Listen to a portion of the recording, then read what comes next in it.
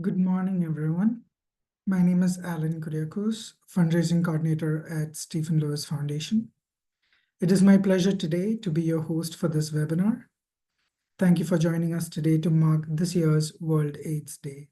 We truly appreciate your presence here. Before we hop into the webinar, I would like to acknowledge the land I am on today.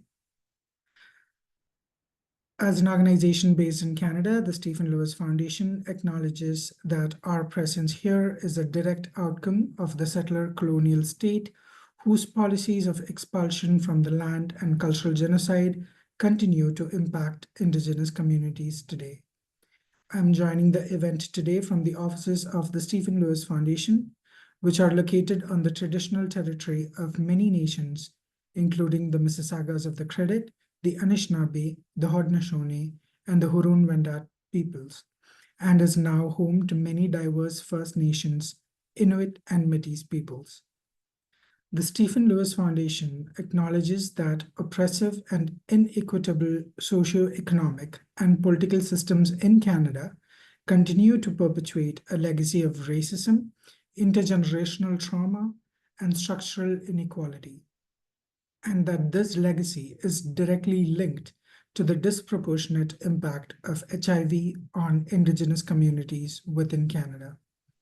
We at the Stephen Lewis Foundation are committed to the principles of social justice, equality, and solidarity with our community-led partners as they face the continued effects of colonialism, including the homophobia, transphobia, and the stigma against HIV and AIDS, which we'll be discussing in today's event.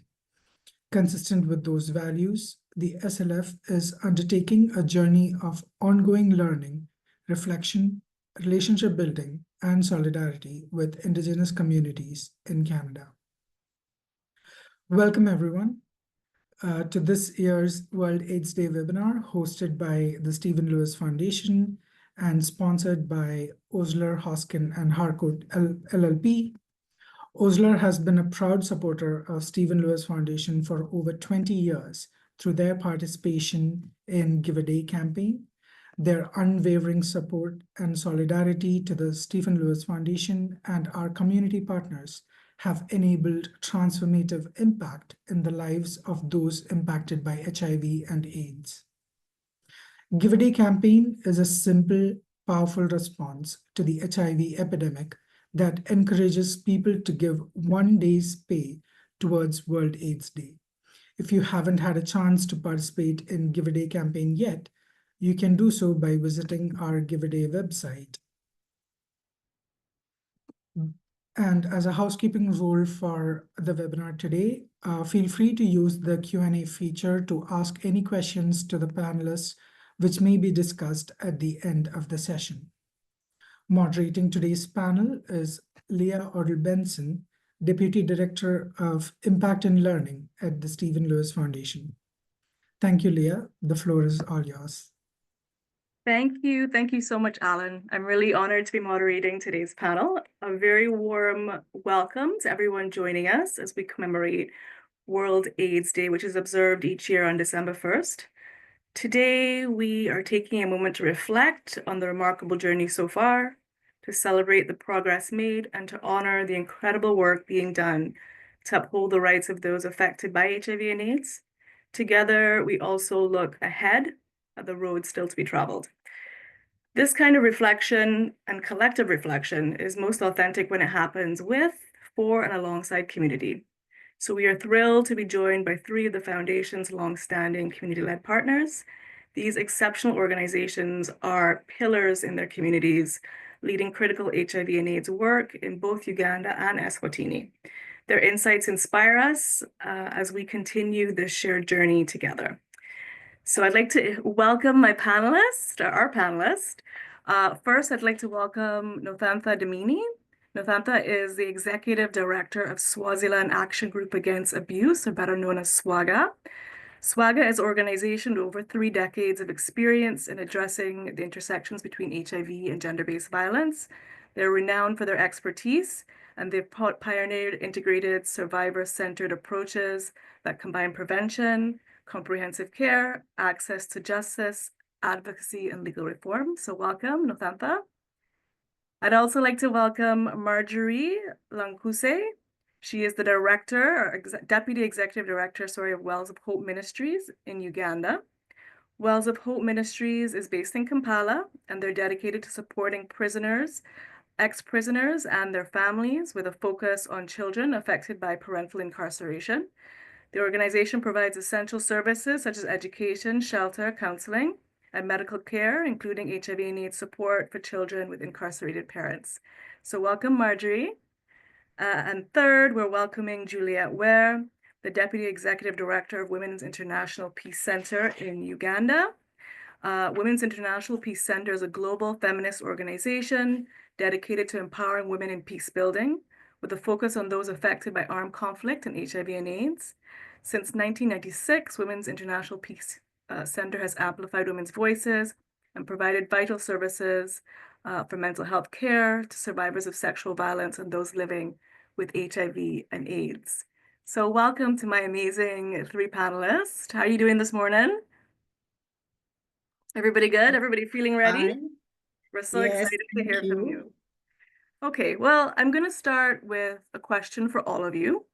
A lot has changed over the years. There's been much pain and loss of life, especially with loved ones, and I think it's an important reality to honor that moment in the course of the trajectory of the response. So looking back at those early days of HIV and AIDS compared to today, how have the needs of the communities you have served changed, and what new challenges have emerged in addressing HIV and AIDS in your communities? And Nothantha, why don't we start with you? Thank you, Leah, and greetings from the Kingdom of Eswatini. As I've already been introduced, I'm Nonhlanhla Dlamini, the Executive Director of SWAGA, and we have been benefiting from the Stephen Lewis Foundation. In terms of what has changed, as a country, we've come a long way with HIV, where we used to actually see people on the streets that were suffering from AIDS. And I remember when Stephen from the Stephen Lewis actually came into the country, and the situation was really, really bad. And there was a lot of stigma. Some people were chased away from their homes, and there wasn't treatment. A lot of people died. I actually also lost a sister during that time. But a lot has changed over the years, and SWAZs are now receiving treatment, and we are one of the countries that have actually reached the 95, 95, 95, which was a huge success for the country, meaning that 95 of the people who are positive actually know their status. And also 95% of the people who are positive are receiving treatment, and 95 of the persons that are on treatment have their are virally suppressed. So that has been a huge achievement for the country. And we are now, with people on treatment, we can no longer see people on the street that are like walking skeletons, because you could literally see people who were walking skeletons at that time where there was no treatment. So I think those are some of the achievements that we have seen over the years. And then in terms of the new challenges that we see, is that we have a lot of children who are born at this time and haven't seen people suffering from AIDS. And as a result, they don't fear HIV or even will take precautions, but they rather fear pregnancy. And then also what we have seen change over the years is that the children that were born with HIV and have been on treatment are now adults. And some of them have lots of anger because they are positive, and they not because they were sexually active, but because they got it from their parents. So there's lots of mental health problems now that we actually have to deal with as we work with the people that are suffering from HIV. Thank you so much. I appreciate that share. And Marjorie, what are some of your reflections?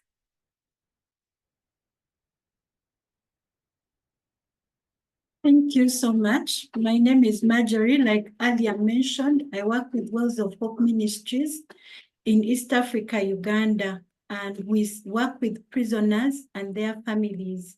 So in Uganda, when you look back in the 1990s, we had a prevalence of 18.5% of people living with prison, which number has reduced down to 5.4%. And when you look at people in prison, people in Uganda's prisons have the highest HIV and AIDS prevalence, with an average of 15% adult men and 24% female incarcerated. So you'll see that there is a bigger number of people in prison living with HIV than the general public. And when I look at how the needs of the communities have changed, in the past, prisons had central prisons where people would just be referred for HIV and AIDS testing, but today every prison has an HIV and AIDS testing unit. And then in the past, there's a lot of stigma. Most of people were stigmatized and judged. Imagine when you're in prison, you're living with HIV and AIDS, there's a lot of discrimination, which has gone down because of the sensitizations that we've kept on doing. As well as of Hope, we do training of trainers of inmate leaders in prison. We equip them with information that they pass on to their peers, and we see that this has really helped. And also the health education and promotion services that we provide, they have enlightened awareness of inmates about issues relating to HIV and AIDS. So there is the health education information is out there and people are getting information. And then adherence to medication. We feel like there has been a lot of adherence to medication is much better. And from our observation and the regular visits we do, their clients get many more optimistic infections. And then the mortality rates in the past, inmates would die a lot because of HIV and AIDS, because there's no treatment. But now we feel like there is change. And also the inmates are engaging in productive works, like in prisons, they're trained in carpentry, bakery, so they engage in all those activities. And some of the new challenges we've observed are because of increased sensitization and availability of HIV and AIDS services, there is an increase in some of the beneficiaries. Like the number of people who come in for food supplements has increased because they have the information, they are not stigmatized, they can freely come and get medication. But yeah, so it has increased the number. And also with advancement in treatment and care, we see that some people are now relaxing, they are not taking good care of themselves, with mixed conceptions, misconceptions leading to more need for sensitization. For instance, people feel like when you've been in prison for long, some people are lied to that you can't pass on the virus to other people. And then there are people who believe that there are so many myths and misconceptions relating to the new virus. Recently, we had a training with the spouses of prisoners, and one of them was sharing how with her, she's on treatment, and like how it is now with the modern medication and people on treatment, you can't see the virus. So for them, they feel like as long as you're on treatment, you can't pass on the virus to the other person, which is a myth. And then we've also seen that there is an increase of people getting into prison. Imagine in 2000, there were about 19,000 people in prison, and currently we have 78 people in prison. And as I earlier mentioned, the prevalence is at 15 and 24%. So today we have about 12,000 people in Uganda's prison. So yeah, those are some of the emerging challenges that we've observed. Thank you so much. Thank you, Marjorie, for painting that picture for us. We appreciate it. And Juliet, we'd love to hear from you about your reflections. Good evening, good morning. Glad to be here. From the Women's International Peace Center, I'm now focused on working with communities impacted by conflict. Then we were engaging women who are immediately feeling the effects of conflict. Some of them had been violated sexually, and out of this, they had been infected with the HIV. So the needs then were building their confidence and for them being able to interact with others and to feel that they are still human and they can be loved. There was also the need for accessing to treatment and being able to have their CD4 count checked, because the distances from their rural community to the district was almost 4 hours drive, and they didn't have transport for that. Then the other need was access to information for prevention of mother-to-child transmission, information around how to manage relationships that are discordant, information around issues of nutrition, and information on personal management as a leader in the community. And there were high levels of stigma and discrimination, that they could not be able to engage in different community activities. There have been changes. It's now easier for them to access treatment within their communities. There are closer drugs in the health facilities, 10 to 20 minutes to walk within their locations. They are able to check their CD4 count. They are able to interact. And that new challenges that we see now is that there is an increase in infections, especially among the young people, the young women and men. And we are also seeing an increase in stigma for the young women and men, because they are still in fear, they are still in hiding, they do not come out to access medication and any associated support. We are also noticing a drop in the information campaigns around HIV prevention of late. If we compare to the past, even the messaging in the communities, on the media stations, there's a drop. We don't see as many organized groups focusing on HIV response. It's presumed that things maybe have improved now, so there's less attention in terms of organizing and being able to provide the information.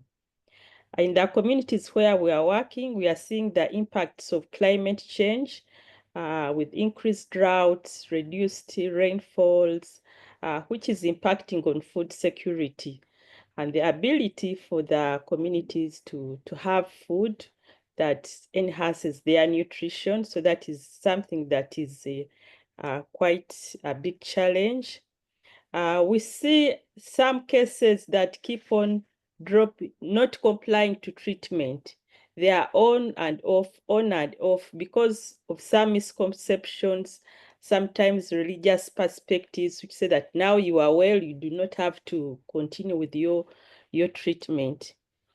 But also the issues increase around issues of militarization in our contexts that contribute to women and men moving and seeking refuge outside their communities. You see communities from the Democratic Republic of Congo moving into Uganda, from South Sudan moving into Uganda, which also increases a burden on providing support and response around HIV. Thank you. Thank you so much to the three of you for that question. I think that, it really demonstrates how not only have things changed, but how your organizations have been instrumental at meeting people's needs at every step of the way. In all of that evolution, all of your organizations have been there to support communities as things have changed and shifted by having a very needs-based approach. So thank you so much. Lothatha, I'm back to you. I mean, we're in the throes of the 16 days of activism to end violence against women and girls. Can you share a bit about how SWAGA's approach to supporting survivors of sexual violence and HIV positive women and girls has evolved over time? What are the linkages between gender-based violence and HIV that you can share with us? And what support systems are currently in place for these communities and how they evolved over the years? So over to you, Nathanta. Thank you so much, Leah, for the question. A lot has evolved over the years. When SWAGA started more than 30 years ago, there was so much resistance from the community. What was known to be family issues, people felt the organization was interfering and it was not accepted. But also, the service providers were a big challenge. I remember how we had to fight as an organization in terms of ensuring that survivors of sexual violence in particular get some privacy when they get to the police stations. And the police officers didn't understand why they would not report over the counter. We negotiated to actually even have a piece of paper so that when the person comes and say, I have been raped, they would give them privacy. But some of the police officers would actually burst and say, why do you need a privacy? What's different from somebody whose bag has been stolen? But over the years, that has changed. I'm proud to say we now even have a special unit within the police, which is the Domestic Violence and Child Protection Unit. We've had legislations that addresses sexual violence. So we have one-stop centers where you get everything under one roof. We have special courts. So a lot has really changed over the years. And thanks to the support that we've received from partners like the Stephen Lewis Foundation. In terms of the linkages between GBV and HIV, I often say gender-based violence is a cause and a consequence for HIV. It is a cause in the sense that once you are HIV positive, we have some people that are subjected to violence because of their HIV status. And also, we have people whom through violence actually get infected with HIV. So we have children that have been sexually assaulted and then become HIV positive. Just a week ago, my officers followed up of a case of an old woman whose husband is HIV positive and forcefully have sex with the old woman without protection. So that is why I say HIV, it's both a cause and a consequence. For GBV is both a cause and a consequence for HIV. In terms of the support that we are giving to our survivors, one, we provide counseling and support to them. We hold their hand. Most of the cases that we deal with actually end up in court. So we make sure that we support them so that they access justice and do court preparation. I often say going to court is like writing an exam. You can all sit in class, but not everyone is going to pass.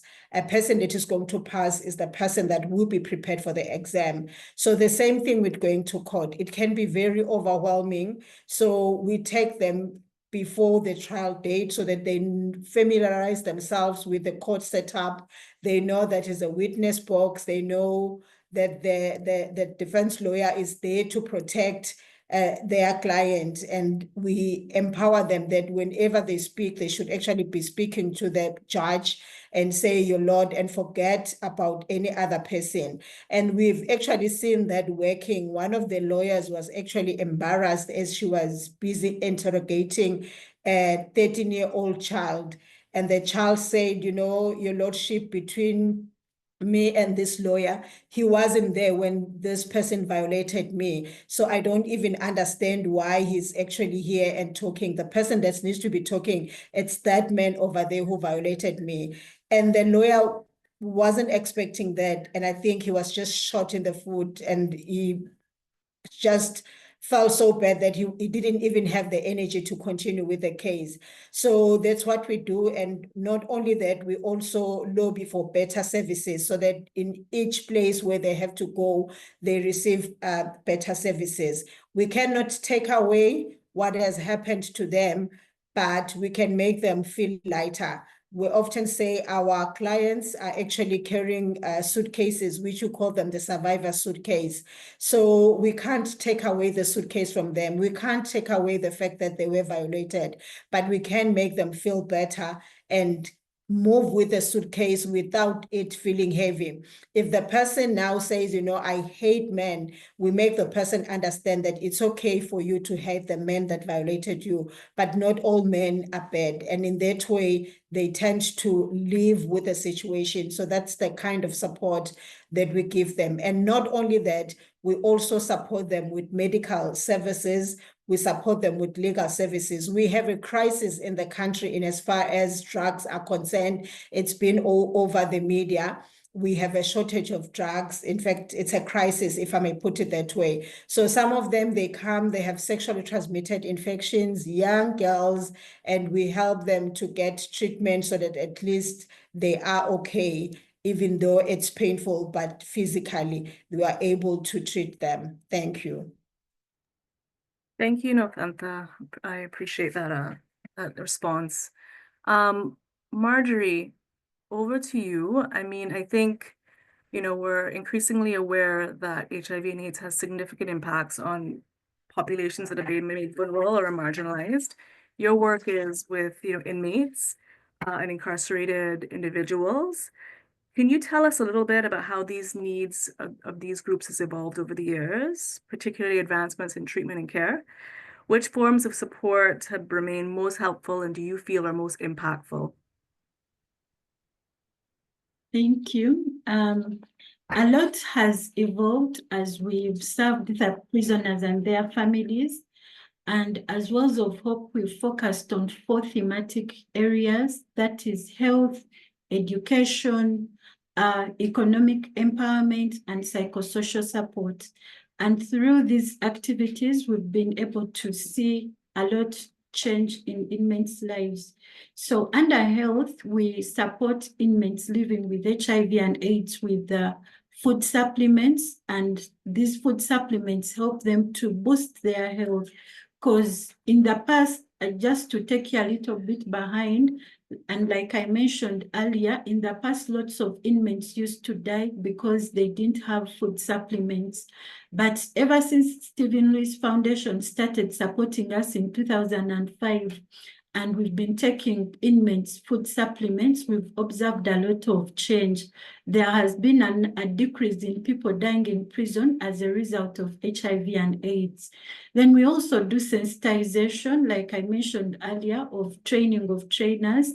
In the past, the prison was not open to the general public, but we kept on robbing, and now we have access to inmates inside prison.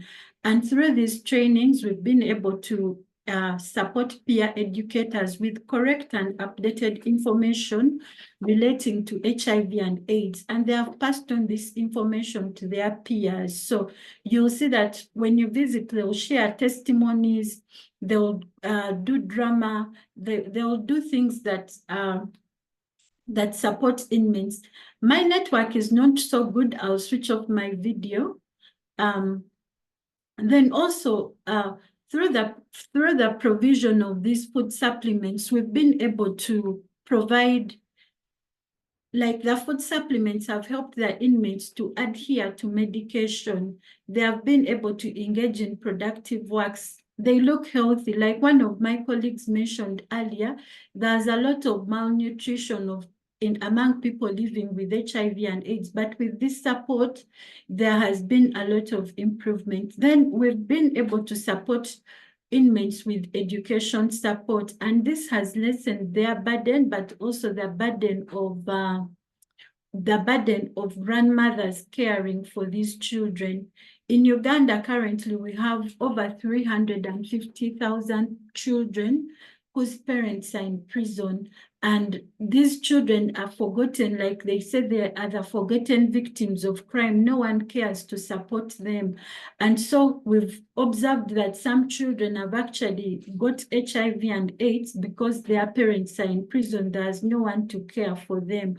So we went ahead to support these children with education support, and we've seen kids living with HIV and AIDS grow. Some are now at university. We have some in advanced level of learning. We've also seen them complete school because of the Stephen Lewis Foundation support. So we are really grateful. And then we also do psychosocial support. And in this, we bring together spouses of prisoners and grandmothers, and we talk about issues relating with HIV and AIDS, and how to take care of yourself if you have HIV, and how you should, if you don't have HIV, how had a lot of change. Most of our grandmothers, most of our mothers look better than they used to be before.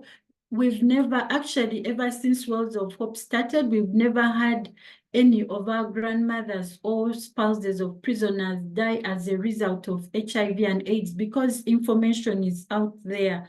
And yeah, we are really, and then we also coordinate them to visit their parents in prison. We take these children to visit their parents, and this builds bonds.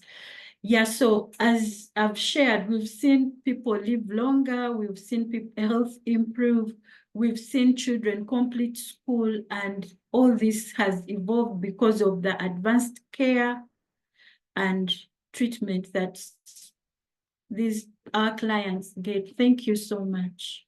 Thank you, Marjorie.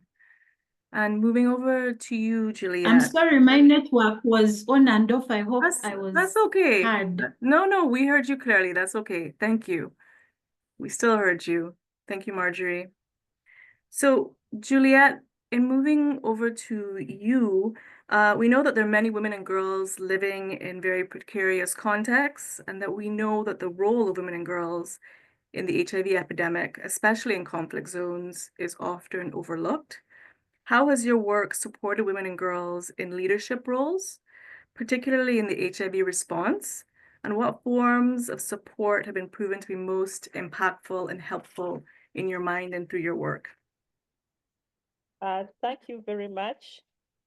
For us at the Peace Center, we have emphasized specialized training programs for women to enhance their personal and public leadership capacities. And this in a way has enhanced their confidence and community organization.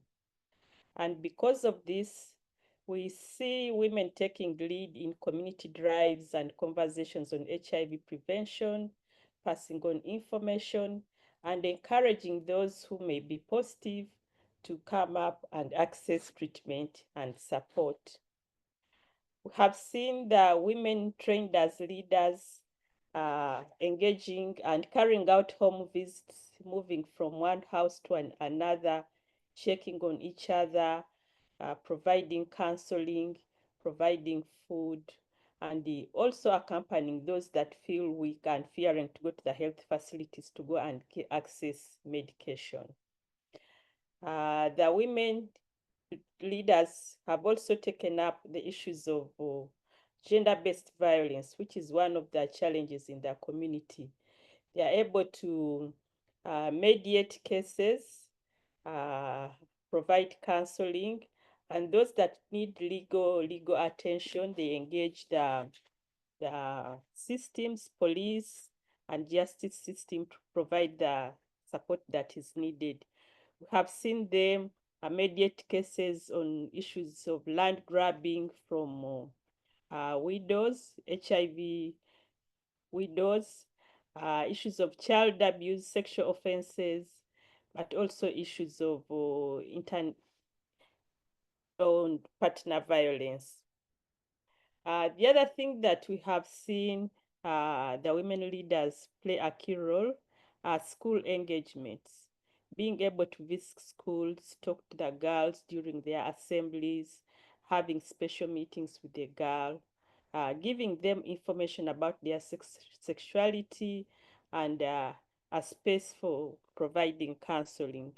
So we have seen that the leadership training has been critical in providing the women infected with HIV the tools and information and that platform to engage.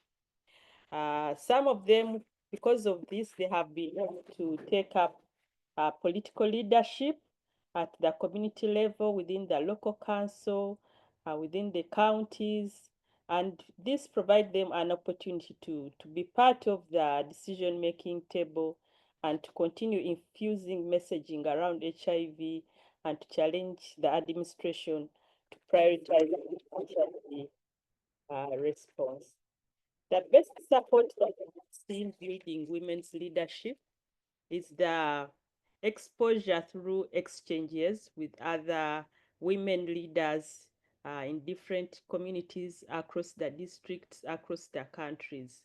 And this has boosted their capacity and confidence because they know it's not them alone. There are also other women championing the cause and in a way re-energizing them and contributing to movement building.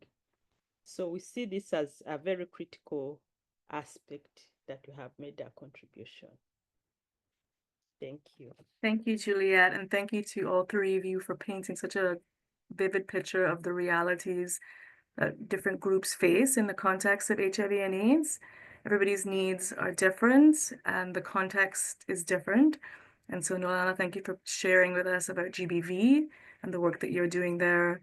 Marjorie, your work with incarcerated individuals and their children, and Juliet, the tremendous work that your organization is doing in conflict zones and really trying to understand the needs of women and girls in that very dynamic context. So thank you so much.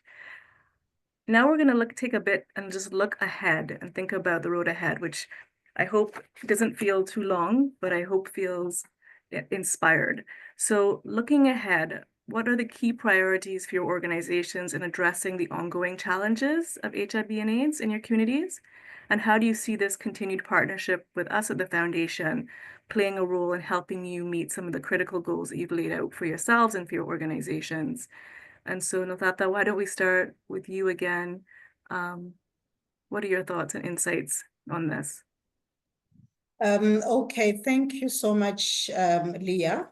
Looking ahead, I think one of the main priorities for us as an organization is the issue of mental health. I think post-COVID, we've suffered a lot of mental health problems with increasing gruesome murder cases. And for a small country like Eswatini, with a population of approximately 1 million, you cannot believe that since the beginning of the year, we've lost over 35 Amaswati over intimate partner violence. And that's a lot considering the population of the country.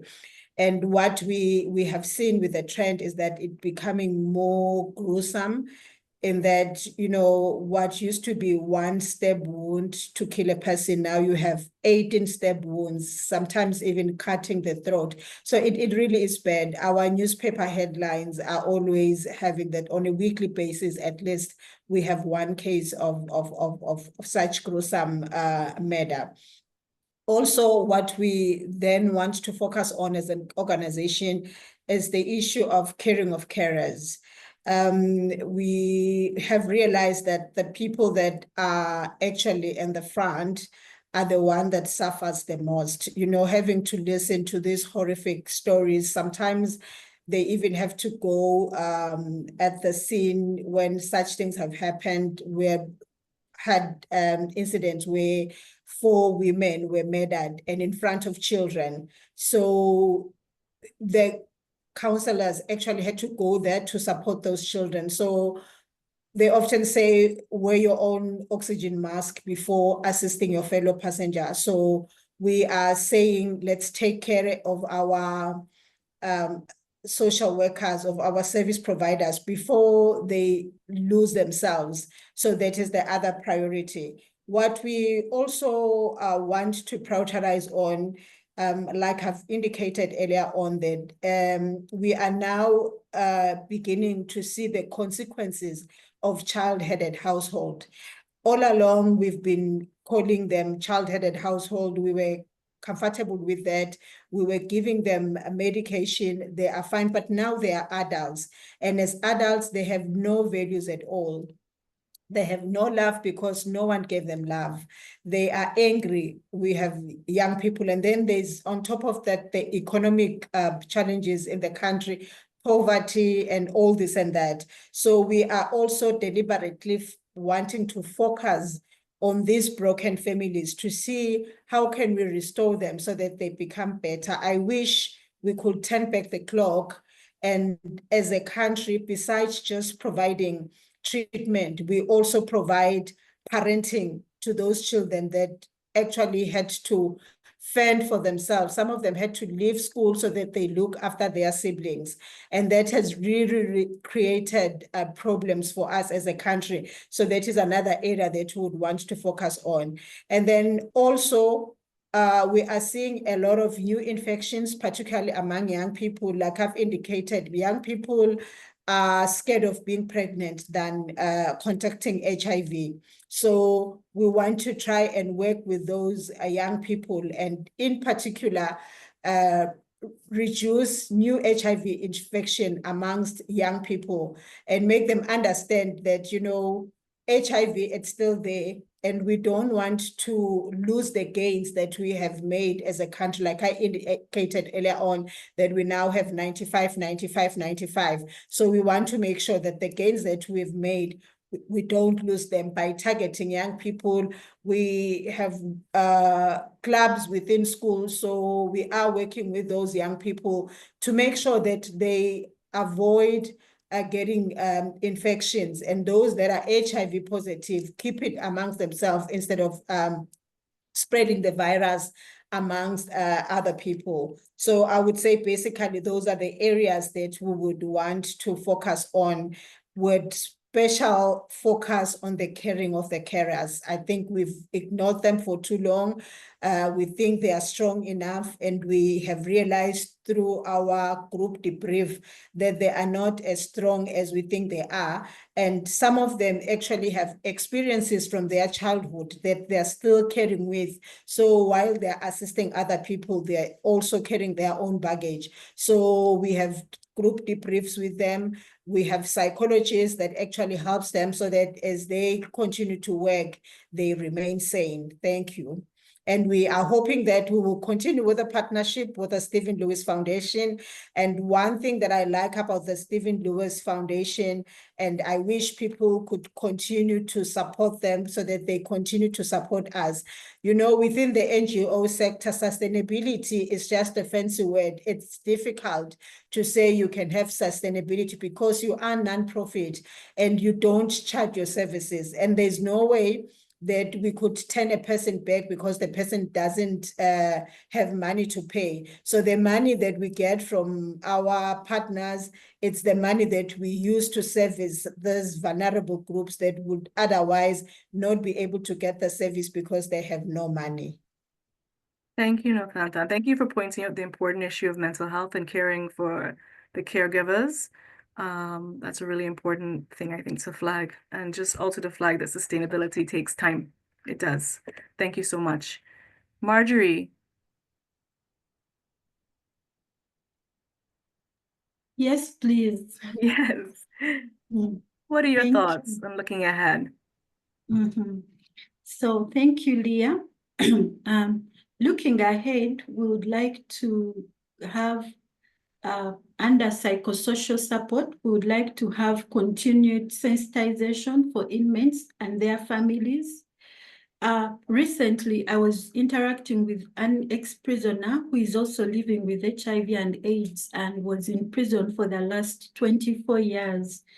And he was sharing with me how there's lack of information with them in those earlier days, and how it was difficult for people to open up about HIV and AIDS. And he says that he told me that I noted this down, that the prevailing ignorance for these inmates, beliefs relating to HIV and AIDS that has greatly influenced them, to like the lack of sufficient information. So we would really want to increase on our sensitization to deal with misconception for both the inmates in prison, but also with their families. There is a lot of culture, beliefs, like so many beliefs that we would like to deal with. And then we would also like to continue supporting with the education support, because Stephen Lewis has supported us for the last 16 years. And in these 16 years, we've seen children graduate. We've seen children with parents in prison get jobs, start working. Actually, we now have boys who have been on the program since 2005 that are now supporting their fathers in prison. They are supporting their mothers in prison. And this is all because of the support that we've got from Stephen Lewis. So we'd really want to educate both, and our major focus are the girls and the boys, to see that they acquire skill and they are able to support their families. Then we would also like to increase on the food supplements that we give prisoners living with HIV and AIDS. In Uganda, I don't know more about other countries, but most people in prison are discriminated. People don't want to deal with prisoners, and those living with HIV and AIDS are really in a bad state. So helping them with food supplements to enable them work. Like I told you he's called Patrick. He just came out of prison and he's really strong and he's now working. He got a job, he's working. So we want to see that they come out of prison strong, and like the skills they acquire while still in prison, they can utilize them. So we'd like to continue strengthening, providing the food supplements. And also would like to continue supporting grandmothers with psychosocial support, encouraging them to take good care of themselves, encouraging them to work, encouraging them to take on leadership roles. We've seen grandmothers who are now taking on leadership roles because of these gatherings that we usually have with them, and life is moving on. And also, we want to see that our clients who are living with HIV and AIDS live longer to see their children, or even to reunite with their spouses who are in prison. So yeah, I would like to also see basically, we would like to focus on those 4 areas of economic empowerment, health, psychosocial support, and education. And back to our partnership with SLF, I am even smiling because I don't know where Wells of Hope would be if SLF had not come in. Like I have mentioned, we have children who have graduated and now are working. We have inmates, ex-prisoners like Patrick, who have come out of prison strong and are now better people in the community. We have grandmothers and younger mothers, because in Uganda, the highest percentage of people in prison are youths. They are younger people, so they leave back younger families. But we've seen these young mothers being equipped with information that they are taking hold of, and they are not engaging in risky behaviors. They are open in case something happens. We've built that openness, that relationship with them that is open. And this is not a one-day thing. It's because of the long-term support that SLF has given us. So I'd like to call upon all of you, each one of you listening in, to please continue supporting SLF, because we people on ground have seen at first hand how the support has changed lives. Thank you so much. Thank you, Marjorie. Thank you for emphasizing the importance of economic empowerment work, of making sure people's basic needs are met. We just really appreciate you taking that dimension to the work, and just all your support in supporting young people and giving them hope for a better life and a better possibility for the future with all your work. Thank you. And Juliet, over to you. For us, we want to invest more time in working with the youth, support the youth because of the vulnerability and the increasing infections.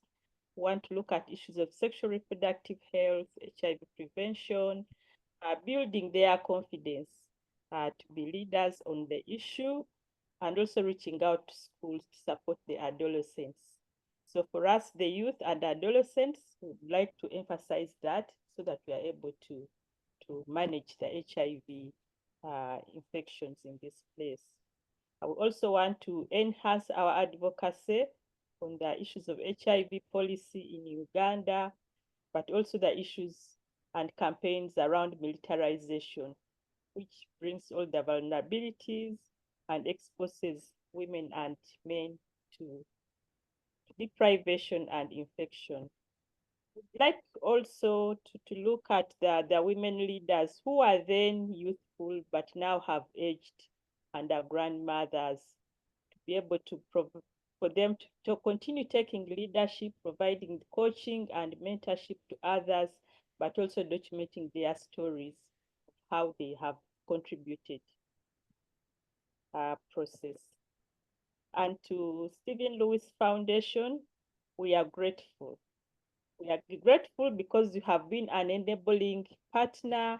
You have stayed with us for a long time. Most partners give us 1 year short-term projects, but the support has enabled us to continue working with the same community year in, year out, to be able to see the challenge and also to see what new innovations we bring to the space. So we are grateful for your role in mobilizing resources and providing platforms for sharing the work that we are doing. We are together with you. So we thank you and all the support that you give us. Thank you, Juliet. We appreciate that. And we appreciate you and the work that you're doing on the front lines to really ensure that people are supported and taken care of. I'm going to ask, just in 30 seconds or less, if each of you could just share one thing that you want folks who are watching right now to take away from this conversation today. Just one thing that you would like folks to take away and know and reflect on for themselves today. What would that be? Very quickly in 30 seconds. Juliet, do you want to go first, seeing that you're on? I think that we have done a lot, but there's still much more to do, because as you progress, new challenges emerge. So for us to continue the drive, because there's still just too much for us to do. Thank you. Thank you. Nothanta, what about you? The one thing you want folks who are watching right now to take away from this conversation and reflect on for themselves over today? Thank you, Leah. I think for me, and with that, we are a global community and we share the same problems. We might not have the same resources. So it's important that they continue to support organizations like the Stephen Lewis Foundation, who then support organizations like SWAGA. So let's continue to support one another. Thank you. Thank you, Nothanta. And Marjorie? I would like to thank Stephen Lewis for the support, and to all the people that stand with you. Thank you so much, because we've seen lives change. We've seen so many things like change, and this would not have been if Stephen Lewis hadn't stood with us for the last, we are now in our 17th year. So mine is a token of appreciation for the continued support, for the long-term support. Like my colleague earlier mentioned, some people give 1 year, 2 years, but for us being with 17 years of support, it really shows impact. So thank you so much. Yeah. Well, our thanks to and heartfelt thanks to all of you for the tremendous work that you're doing. We're really proud to be able to work alongside you and to support you over the long term. We recognize fully that change does not happen in 1 or 2 years.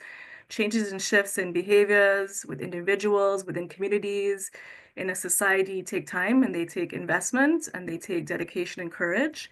So thank you for all of your courage and dedication to date. We very much appreciate it. And we're looking forward to our continued role in working alongside you, to the relationship that we've built over this time. Thank you so much. And thank you to all of you for tuning in and listening this morning. We very much appreciate your time, spending some time with us. We hope you've gained some insights and some key areas of reflection for yourselves as you go through and move through your days. So have a fantastic day, everyone. I'm going to hand back over to Alan to close us off with many thanks. Thank you, Leah. Thank you, panelists, for this amazing session. Thank you for marking this year's World AIDS Day with us and sharing your inspiring and impactful work. Thank you to Osler and the Give a Day community for your unwavering support. I also want to extend a heartfelt thank you to our Grandmothers to Grandmothers campaign members. Your solidarity and support enables powerful impact in communities. This World AIDS Day, let's take a moment to honor the lives that has been lost to the HIV epidemic and look forward with hope and optimism to end AIDS. We invite you to stand with us in solidarity as we champion health and human rights for all. If you haven't had the opportunity to participate in Give a Day yet, we invite you to visit our Give a Day website or drop us an email to community@stephenlewisfoundation.org. Once again, thank you everyone who has joined today's session. Have a beautiful rest of the week.